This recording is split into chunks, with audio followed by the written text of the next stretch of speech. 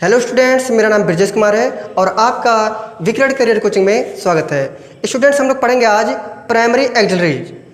तो देखिए स्टूडेंट्स, हम लोग पढ़ेंगे सबसे पहले हेल्पिंग वर्ब। ठीक है, हेल्पिंग वर्ब के 3 भाग थे। पहले हम पढ़े थे उसमें प्राइमरी वर्ब, उसके बाद मॉडल, उसके बाद मार्जिनल।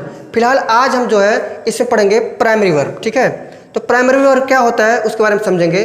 प्राइमरी वर्ब जो होता है उसमें 3 प्रकार की चीज़ होते हैं। एक होता है अपना, देखिए यहाँ पर हम लिख रहे हैं प्राइमरी। जो प्राइमरी वर्ब होता है इसमें 3 प्रकार के वर्ब पाए जाते हैं। एक अपना हो जाता है टू बी वर्ब। क्या चीज़ है? To B.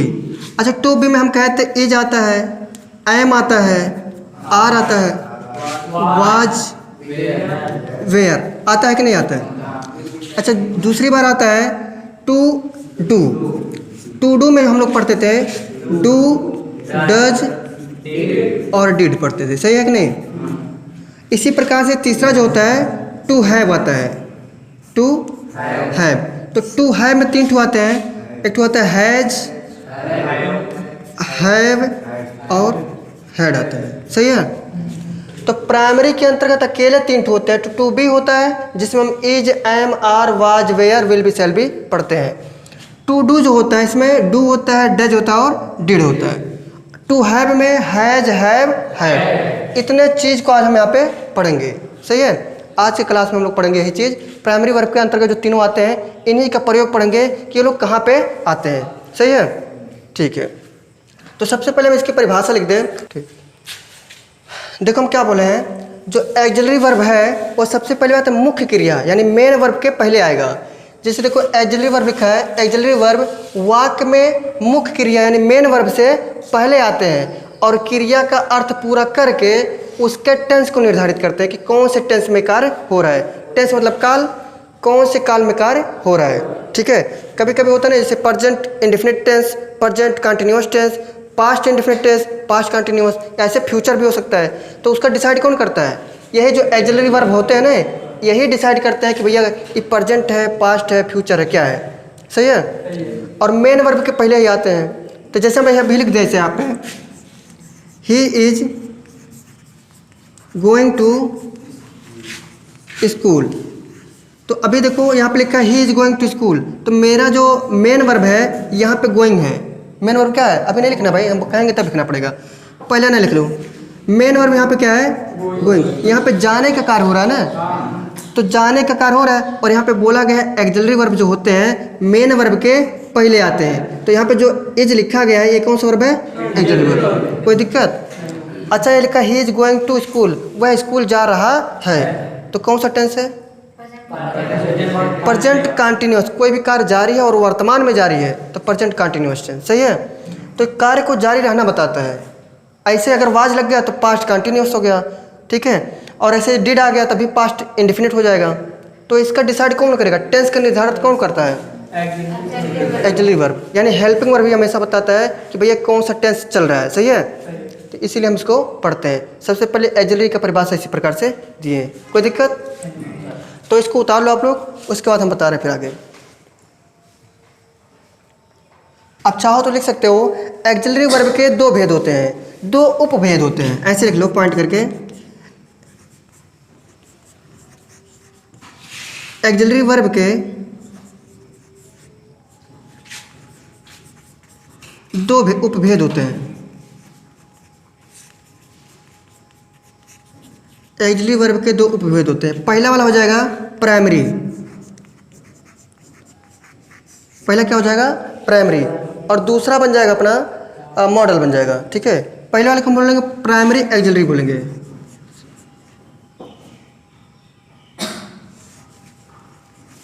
Primary axillary. और दूसरा बन जाएगा मॉडल एक्सिलरी।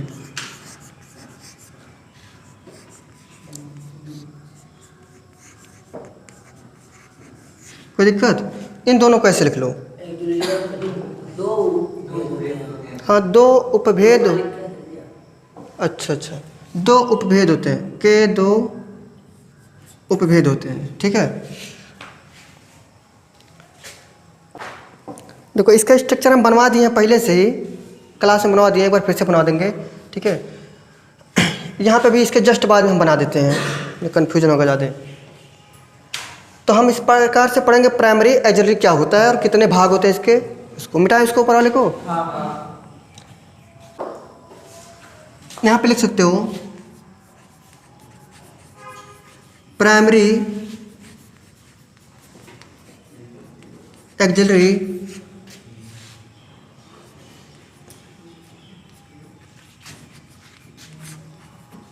तीन रूप होते हैं, निम्न तीन रूप होते हैं, या तीन भागों में बांटा जा सकता है।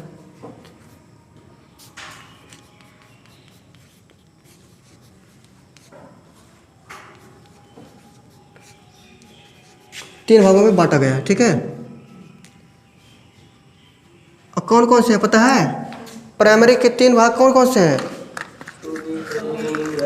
हाँ देखो, पहला इसका हो जाएगा 2B, ठीक है।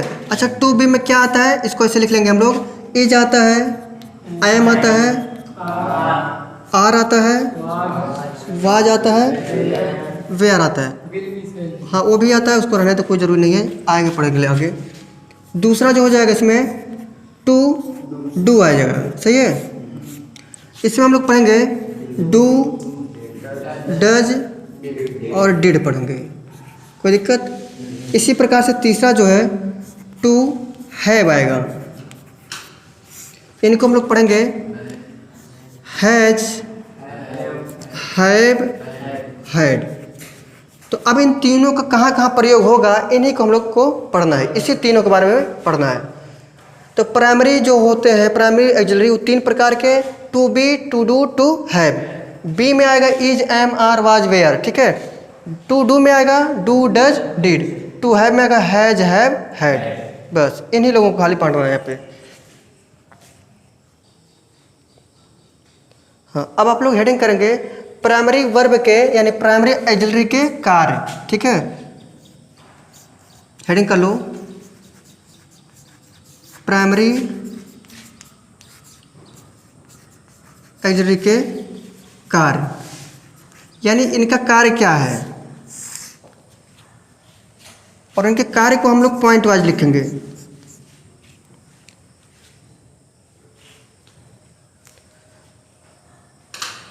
आप लोग लिखना प्राइमरी एक्सिलरी के निम्न कार्य हैं। पहली बात जो है प्राइमरी एक्सिलरी के बाद ऐसे पहले पॉइंट करेंगे, प्राइमरी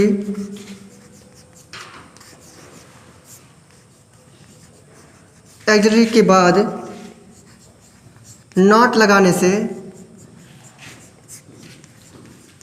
वाक्य निगेटिव बन जाता है।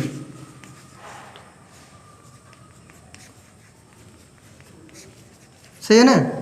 अगर आप प्राइमरी एक्सिलरी लिखे हैं तो नॉट लगा देंगे तो क्या बन जाएगा, निगेटिव बन जाएगा। के बाद, अरे ठीक है, प्राइमरी एक्सिलरी के बाद नॉट लगा देने से, नॉट लगाने से वाक्य निगेटिव बन जाता है। जैसे एक एग्जांपल देते हैं इस पे, जैसे हम लिखते हैं ही इज नॉट प्लेइंग। अगर एग्जांपल लिखें हम ही इज नॉट प्लेइंग, मतलब क्या हुआ, वह नहीं खेल रहा है। अभी तक इसमें देखो ही इज प्लेइंग था, अगर तो वह खेल रहा है ऐसा बताता। लेकिन अगर यहाँ पे नॉट लगा दिए, देखो यहाँ पे है इज, जो है कौन सा वर्ब है, प्राइमरी। तो इस टू बी में हम लोग प्राइमरी पढ़ेंगे, इज यहाँ पे है, इसके जस्ट बाद में अगर कह रहा है नॉट लगाएंगे तो वाक्य कैसा बन जाएगा, नकारात्मक। तो नहीं बन गया। ऐसे हम चाहे तो और लिख सकते हैं, Ram is not going to market, ठीक है, यानी राम बाजार नहीं जा रहा है। यही प्राइमरी वर्ब के जस्ट बाद में नॉट लगाए हैं ना, तो हमारा नकारात्मक बन गया। ये पहला इसका गुण है, पहला इसका कार्य है। आया समझ में सबको? ठीक है, दूसरा इसका कार्य हम लोग लिखेंगे। हाँ दोनों उतार लो।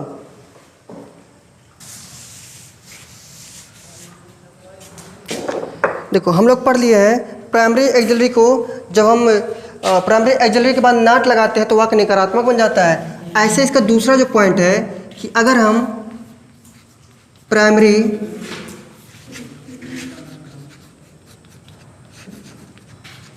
प्राइमरी एक्सिलरी को सब्जेक्ट से पहले रखने पर वाक्य इंट्रोगेटिव बन जाता है।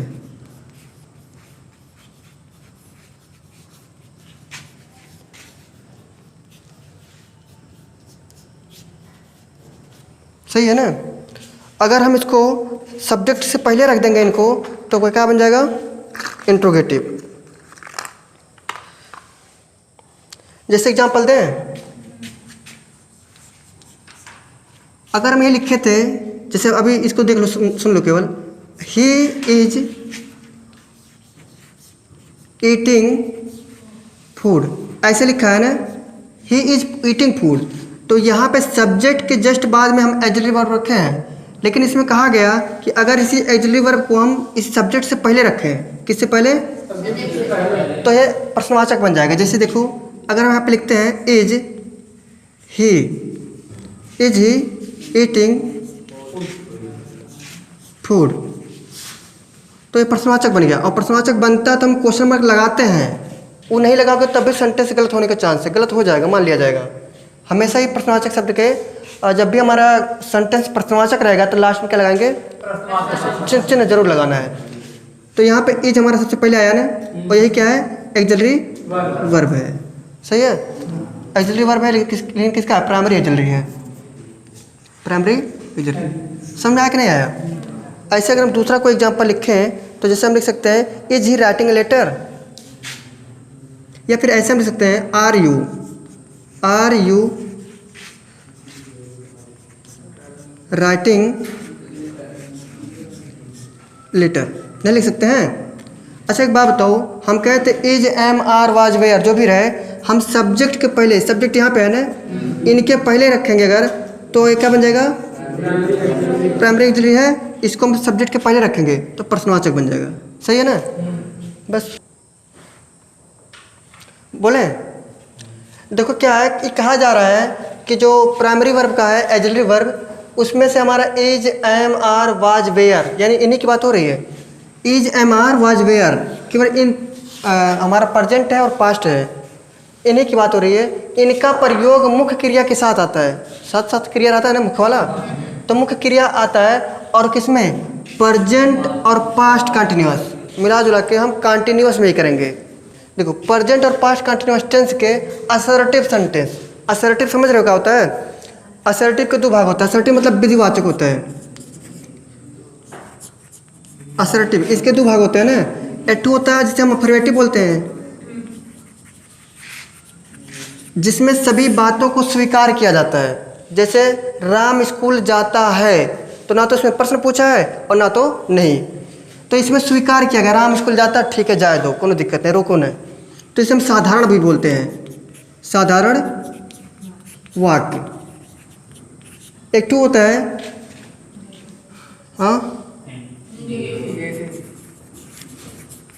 निगेटिव सेंटेंस,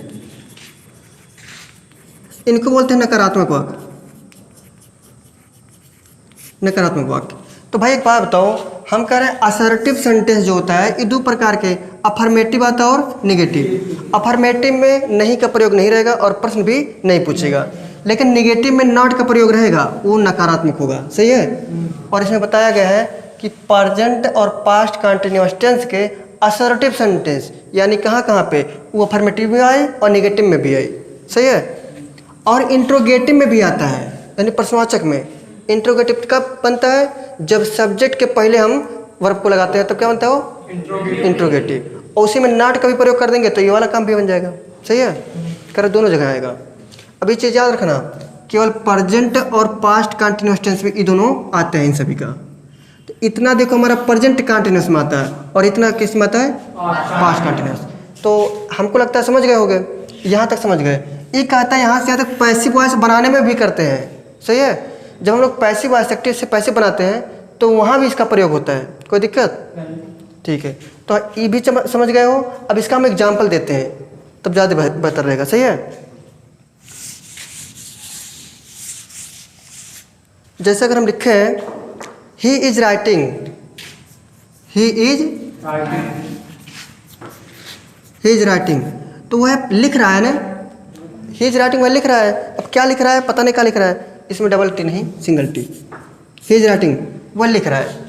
इसमें इज का प्रयोग आया कि नहीं आया, और इसमें नॉट का प्रयोग नहीं आया है। तो हमारा साथ देखो ये असर्टिव का ही भाग है, ठीक है। नॉट नहीं आया तो इसको हम अफर्मेटिव भी बोलते हैं, कोई दिक्कत। ऐसे अगर हम दूसरा कोई सेंटेंस लिखे हैं जैसे ही इज नॉट राइटिंग, इसी को करेक्शन करें हम, या फिर लिख दें you are not writing, you are not, चलो ए लेटर भी कर दे रहे हैं, सही है। यू आर नॉट राइटिंग, आदत बन गया है, you are not writing a letter, मतलब तुम एक पत्र नहीं लिख रहे हो। तो भैया यहाँ भी तो आ गया आर का प्रयोग। और ये देखो असर्टिव के दो भाग होते हैं, एक टू होता है अफर्मेटिव, एक टू होता है निगेटिव। तो अफर्मेटिव में नॉट का प्रयोग नहीं होगा और निगेटिव में होगा। तो दोनों जगह समझ में आ गया। इन दोनों को हम क्या बोल सकते हैं, असर्टिव है, क्या है। अब फिर कह रहा है इंट्रोगेटिव में भी आता है, तो टू इंट्रोगेटिव का एग्जांपल दे दें। Is she going to school, is she going to school. देखो जब एक वचन रहता है तो उसके लिए हम क्या लगाते हैं, इज। हम कहते हैं सब्जेक्ट के अगर हम इस वर्ब को पहले लगाते हैं तो क्या बन जाता है, प्रश्नवाचक, यानी इंट्रोगेटिव सेंटेंस बन जाता है। अभी तक सब्जेक्ट के बाद में आता था, सब्जेक्ट के बाद में आता था, लेकिन अब बार क्या है, सब्जेक्ट के पहले आ गए। सब्जेक्ट के पहले जब आ जाएगा तो प्रश्नवाचक बन जाएगा, कोई दिक्कत। तो यहाँ पहुँच गए, यानी इसको भी बना लिया, असर्टिव वाले को भी और इंट्रोगेटिव को भी। अब एक तो बात आता है कि पैसिव वॉइस कैसे बनाए। एक तो पैसिव वॉइस का एग्जांपल देते हैं, ठीक है। ये इंट्रोगेटिव है, इंट्रोगेटिव। ऐसे हम एक तो देते हैं पैसिव वॉइस का एग्जांपल। हाँ तो लिख सकते हैं a letter was not written, a letter was not written मतलब क्या हुआ, एक पत्र नहीं लिखा गया, ठीक है, एक पत्र नहीं लिखा गया था।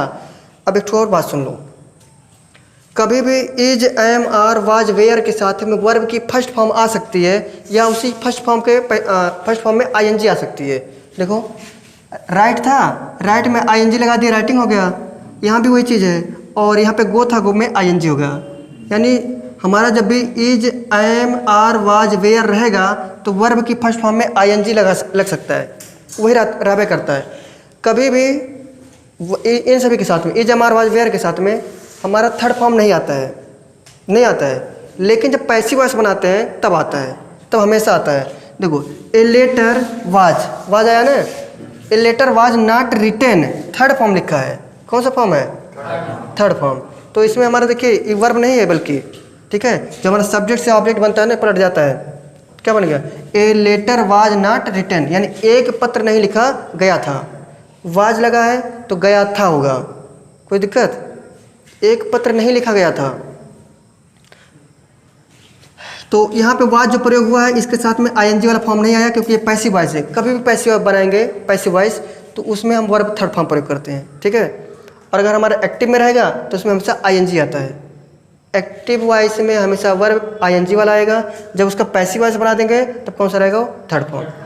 पहचान अगर मान लो करना है कि भाई एक्टिव वॉइस है कि पैसिव वॉइस, तो तुम्हें एक चीज़ देखना कि अगर वाज है, वेयर है, इज, एम, आर है, उसके साथ में अगर थर्ड फॉर्म मिल गया कहीं पे भी तो समझना वो पैसिव वॉइस में लिखा गया है। पहचान लोगे, इनके साथ में वर्ब का थर्ड फॉर्म मिला अगर तुम्हें तो समझना कौन सा है, पैसिव वॉइस, बस। तो तीनों एग्जाम्पल हो गए, देखो पैसिव वॉइस में है।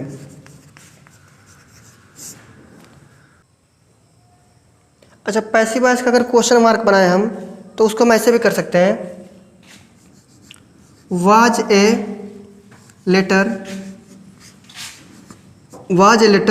रिटन। देखो पैसिव वॉइस में हमेशा वर्ब का थर्ड फॉर्म प्रयोग किया जाएगा, ये बात को याद रखना। और मान लो कहीं सेंटेंस कोई लिखा गया है और उसमें is, M, are, was, where आ रहा है और उसके साथ में वर्ब का थर्ड फॉर्म आ रहा है, तो तुरंत समझ जाना कौन से वॉइस में लिखा है, पैसिव में, ठीक है, सब समझ गए होंगे। हम बताए थे is M R was were का प्रयोग मुख्य क्रिया के साथ होता है और वो प्रेजेंट और पास्ट कंटिन्यूअस टेंस के असर्टिव और इंट्रोगेटिव सेंटेंस तथा पैसिव वॉइस में बनाने में करते हैं। तो भैया देखो यहाँ पे असर्टिव सेंटेंस को दो भाग होते हैं। एक होता है अफर्मेटिव जो स्वीकारात्मक होता है, एक होता है नकारात्मक। ही इज राइटिंग, वह लिख रहा है, क्या लिख रहा है पता नहीं। तो यहाँ पे देखो क्या लिखा है, राइटिंग लिख रहा है, स्वीकार किया जा रहा है। You are not writing letter, तुम एक पत्र नहीं लिख रहे हो, इसमें नॉट का प्रयोग आया कि नहीं आया, तो नकारात्मक हो गया और क्रियाएं तो वही आ रही हैं। ठीक है, यहाँ इंट्रोगेटिव बनाया गया है, कहता है अगर सब्जेक्ट के पहले हम is am are was were रख देते हैं तो इंट्रोगेटिव बन जाता है और लास्ट में क्वेश्चन मार्क लगा देना है। पैसिव वॉइस कैसे बनाए और मान लो लिखा गया तो पहचाने कैसे, तो हमारे यहाँ पे लिखा है a letter was not written, एक पत्र नहीं लिखा गया था। तो was were is am are के साथ में अगर वर्ब का थर्ड फॉर्म आता है तो पैसिव वॉइस। ऐसे ही वाज शुरू में देखो, सहायक क्रिया जब शुरू में आता है तो उसका हिंदी बनाते हैं तो क्या से स्टार्ट होता है। सहायक क्रिया शुरू में आ जाता है अगर, तो उसके यहाँ जब हिंदी बनाते हैं तो क्या से स्टार्ट होता है, क्या एक पत्र लिखा गया था। सही है, तो यह भी हमारा पैसिव वॉइस में है। सब समझ गए होंगे सब लोग, ठीक है। तो मिटा दें, बताएं। देखो इसमें लिखा है बीन का प्रयोग परफेक्ट कंटिन्यूअस टेंस और परफेक्ट टेंस का पैसिव वॉइस बनाने में होता है। सही है, एग्जाम्पल लिखा है he has been writing letters. अच्छा एक चीज़ देखो, यहाँ पे बताया गया कि बीन का प्रयोग परफेक्ट कंटिन्यूअस टेंस और फिर कह रहा है परफेक्ट टेंस का पैसिव बनाने में, दो जगह होता है बीन का प्रयोग। यहाँ पे हम लिख रहे हैं समझने के लिए केवल, देखो बीन अपना आएगा परफेक्ट कंटिन्यूअस का,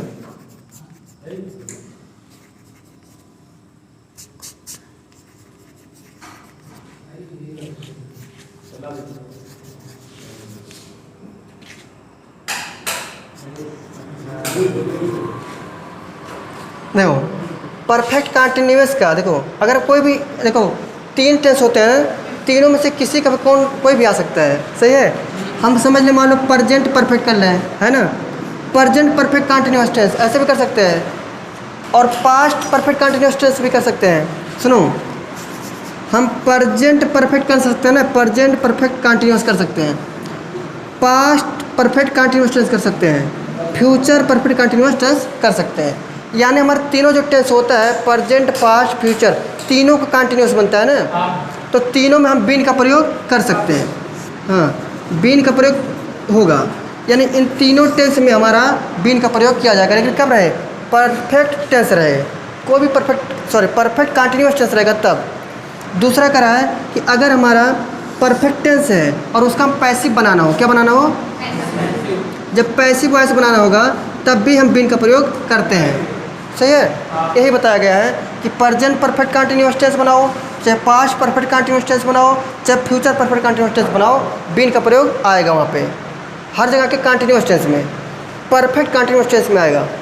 और परफेक्ट टेंस का जब हम पैसिव वॉइस बनाते हैं तब वहाँ पे बीन का प्रयोग होगा। यहाँ पे लिखा गया है ही हैज़ बीन, क्या लिखा है, he has been writing letters. अच्छा यहाँ पे ए नहीं आया, क्यों नहीं आया पता है, कहाँ है, क्योंकि भैया ये बहुवचन है और एक चीज़ को बताने के लिए आता है ना, तो लेटर्स है, तो कोई ज़रूरी थोड़ी यहाँ पे लगाएं, वो पहले ही बहुवचन है। कह रहा है he has been writing letters, वह क्या लिख रहा है, वह पत्र लिख रहा है। तो देखो यहाँ पे कंटिन्यूअस नहीं है, ये देखो हैज़ का प्रयोग हुआ है, ये बताता है प्रेजेंट परफेक्ट कंटिन्यूअस टेंस। जब भी हैज़ बीन आएगा प्रेजेंट परफेक्ट कंटिन्यूअस टेंस आएगा, चाहे तो हैव बीन भी रहेगा तब भी। एक वचन के लिए हैज़ लगाते हैं, बहुवचन आता तो हैव लगाते हैं। हाँ, तो बीन आएगा हमारे कंटिन्यूअस टेंस में। दूसरा है यहाँ पे एग्जांपल लिखा है a letter has been written, क्या लिखा है, हैज़ बीन रिटन।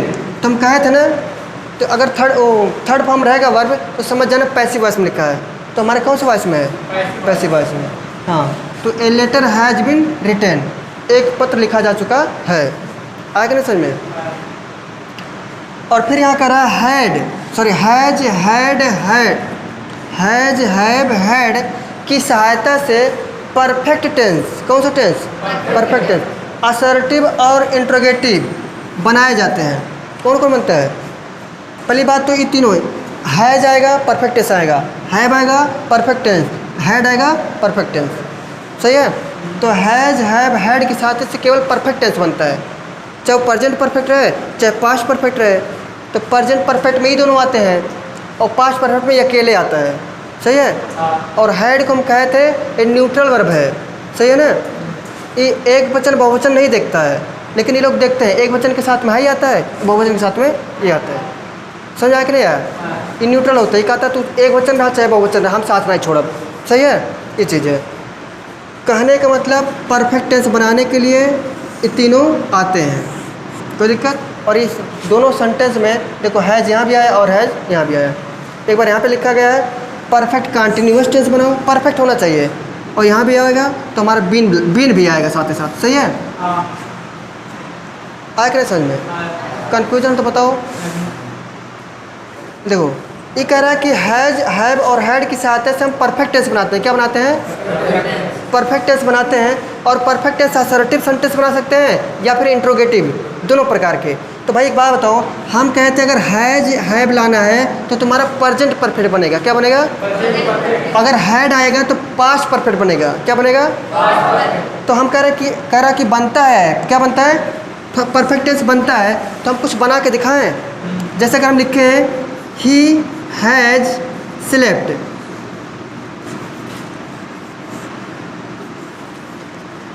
क्या लिखा है? He has slept. देखो तो यहाँ पे ही के साथ में हैज आता है क्योंकि एक वचन है, ठीक है। और यहाँ पे जो स्लेप्ट लिखा है ये वर्ब का थर्ड फॉर्म है। कौन सा फॉर्म है? Third form. तो ही हैज स्लेप्ट लिखा है, कोई दिक्कत? भाई कह रहा था ना कि अगर हम क्या बना रहे हैं, प्रेजेंट परफेक्ट बना रहे हैं, तो हमारा क्या आएगा वहाँ पे? हैज आएगा। ऐसे अगर हम हैव बनाना हो तो लिख सकते हैं you have eaten food, you have eaten food. तो ये क्या बन गया? यू हैव ईटन फूड, बहुवचन है ना, इसके लिए हम हैव का प्रयोग करते हैं और यहाँ पे वर्ब का थर्ड फॉर्म प्रयोग किया गया।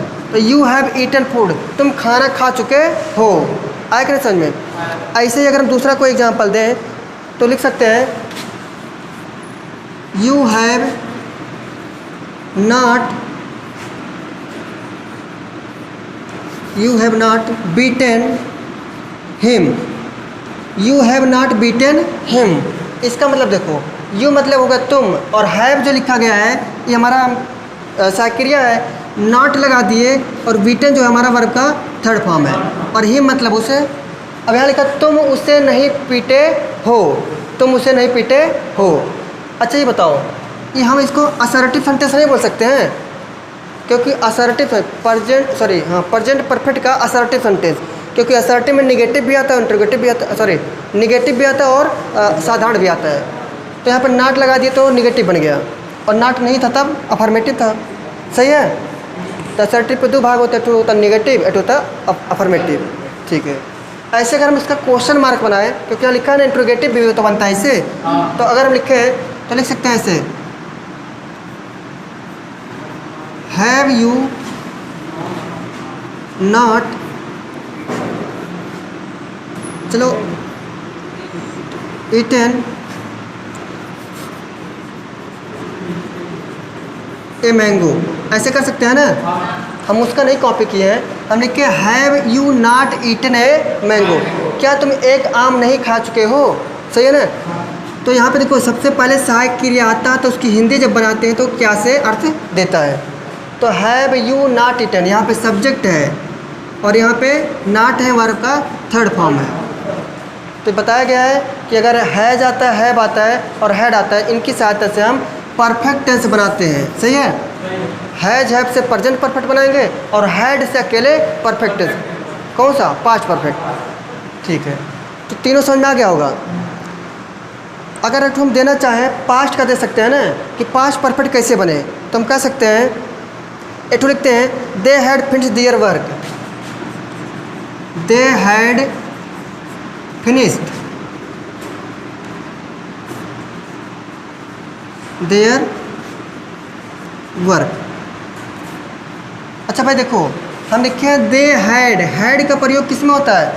पास्ट परफेक्ट टेंस में। तो पास्ट परफेक्ट टेंस में हैड का प्रयोग हो गया, और यहाँ पे अपना है सब्जेक्ट, और वो जहाँ वर्ब का थर्ड फॉर्म लिखा है ना यहाँ पे ई है, डियर वर्ब। इसका मतलब क्या हुआ, वे अपना काम ख़त्म कर चुके थे, वे अपना काम पूरा कर चुके थे या ख़त्म कर चुके थे। अच्छा एक बात बताओ, दे के हिसाब से यहाँ पे हम देयर का प्रयोग किए हैं। अपना के अर्थ में जो सब्जेक्ट होता है उसी का पसेसिव कैसे लिखते हैं, सब्जेक्ट के रूप में दे है तो दे का पसेसिव देयर होता है, तो यहाँ पे देयर का प्रयोग किए हैं। ऐसे अगर सब्जेक्ट के रूप में ही होता तो उसका पसेसिव लिखते हिज। ऐसे यू है, यू का पसेसिव लिखना चाहें तो हम क्या लिखेंगे, योर। अगर यहाँ पे हाँ ठीक है, अगर सी होता तो पसेसिव क्या लिखते हैं, हर। अपना के अर्थ में, जैसे यहाँ पे क्या, वे अपना काम पूरा कर चुके थे, सही कि नहीं सही है। अगर वहाँ पर होता तुम अपना काम पूरा कर चुके थे, अपना का अर्थ देता तुम, अगर तो तुम के लिए योर लगाते। अगर वहाँ पे वह होती लड़की के लिए, वह अपना काम पूरा कर चुकी थी, तो सी के लिए हर लगाते, सही है। यहाँ कोई लड़का है अपना काम पूरा कर चुका था, तो इसके लिए ही का पसेसिव लिखते हिज, सही है ना। समझ पाए हो कि नहीं। तो एक पूरा एग्जाम्पल यहाँ तक कॉपी कर लो, यहाँ से लेके, पहले यहाँ से फिर वहाँ से। लिखा गया है टू डू, टू डू का प्रयोग हम लोग डू डज डिड, यानी इनका प्रयोग हम प्रश्नवाचक और नकारात्मक वाक्य को बनाने में करते हैं। और किसका सहायता करता है, मुख्य क्रिया की सहायता करता है। भैया एक बात बताओ, हम कहें डू और डज का जो प्रयोग है वो प्रेजेंट टेंस बनाने में होता है, सही है। ऐसे ही डिड का जो प्रयोग है वो पास्ट टेंस बनाने में करते हैं। एक चीज़ याद आ रहा होगा आप लोग को, जब हम प्रेजेंट बनाते हैं, प्रेजेंट का इंडेफिनिट जब बनाते हैं, प्रेजेंट इंडेफिनिट टेंस जब बनाते हैं हम लोग, सुनो, प्रेजेंट इंडेफिनिट जब बनाते हैं और ये हम लोग साधारण वाक्य जब बनाते हैं, क्या चीज, साधारण वाक्य जब बनाते हैं तो उस टाइम पर जो स्ट्रक्चर बनता है, सबसे पहले आता है सब्जेक्ट, क्या आता है सब्जेक्ट, और उसके बाद जो वर्ब का फर्स्ट फॉर्म होता है उसी में यस या यस, उसके बाद क्या आता है ऑब्जेक्ट, ये होता है ना। तो अभी हमारे क्या लिखा है, जो कर रहे हैं डू और डज का प्रयोग प्रेजेंट टेंस में बनाने में होता है ना, लेकिन प्रेजेंट टेंस का नेगेटिव बोला है यहाँ पे, नकारात्मक और प्रश्नवाचक बनाने में तब होता है। इन एक सजिला साधारण वाक्य बनाओ पहले अफर्मेटिव में तो गलत हो जाएगी। शायद कि साधारण वाक्य में लेबल नहीं करता है सहायक क्रिया, हमेशा वर्ब के फॉर्म में यस आता है, सही है। ऐसे अगर हम पास्ट बनाएं, पास्ट इंडेफिनिट,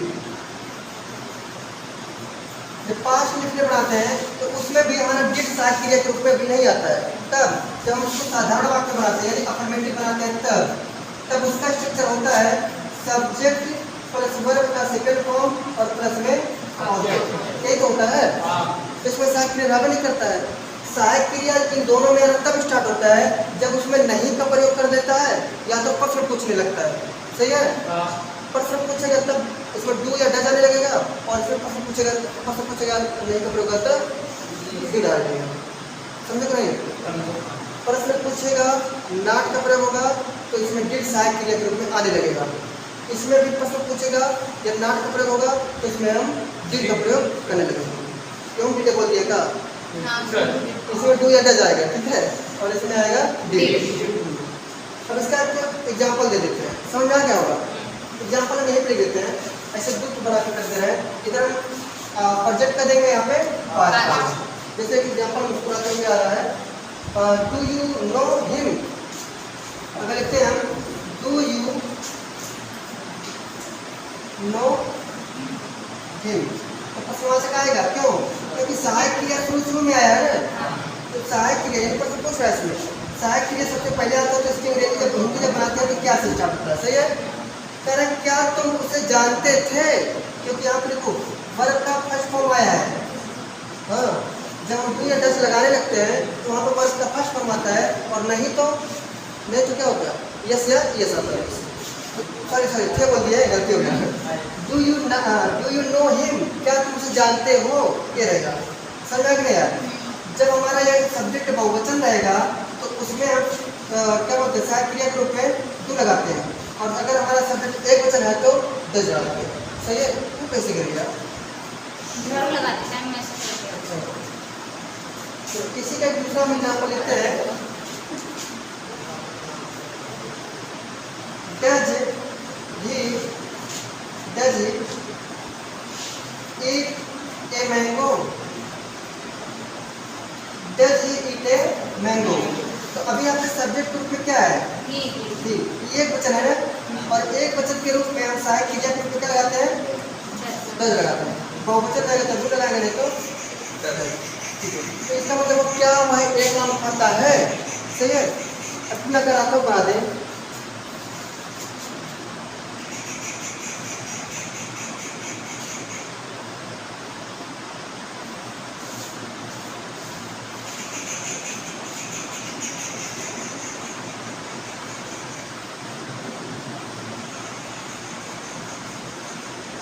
लिखा you do not go to temple, मतलब तुम मंदिर नहीं जाते हो, तुम मंदिर नहीं जाते हो। तो यहाँ भी देखो नकारात्मक बनाने में भी डू या डज आता है, सही है। तुम मंदिर नहीं जाते हो, नहीं जाते अच्छी बात है, जाते हो तभी अच्छी बात है, हमारी मर्जी। तो नकारात्मक और प्रश्नवाचक में समझ आ गया। एक तुम बनाते हैं डिड वाला, सही है। तो लिखते हैं She did not beat him. She did not beat him. वह उसे नहीं पीटी थी, सही है। तो यहाँ पर डिड है तो पास्ट टेंस होता है, सही है। अच्छा डिड है तो हम वहाँ पर लगाएंगे था थी थे बोलेंगे। एक चीज समझो, जो डिड होता है ना वो यह नहीं देखता तुम एक वचन वाले हो कि बहुवचन वाले हो, क्योंकि डिड जो होता है ये न्यूट्रल वर्ब है। तो कहता है तुम एक वचन रहो चाहे बहुवचन रहो, हमसे कोई मतलब नहीं है, हम दोनों का साथ निभाएंगे। ऐसे अगर हम दूसरा लिखना चाहें यू, अच्छा क्वेश्चन मार्क लिखते हैं, did you go to market. तो ये प्रश्नवाचक बन जाएगा। लिखा है did you go to market, क्या तुम मार्केट जाते थे, क्या तुम मार्केट जाते थे। क्योंकि पास्ट है तो पास्ट के डिड आता है, प्रेजेंट होगा डू या डज आता है, सही है। पास्ट टेंस में चीज ध्यान देना, ये वचन रहो चाहे बहुवचन रहो उससे मतलब नहीं है। तो हमेशा कौन साथ निभाएगा? डिड साथ निभाएगा, जिंदगी के साथ भी जिंदगी के बाद, ठीक है। तो इस प्रकार से आज का जो अपना प्राइमरी वर्ब था वो खत्म हुआ, और मिलते हैं अगले वीडियो में। तब तक के लिए हंसते रहिए, मुस्कुराते रहिए। जय हिंद।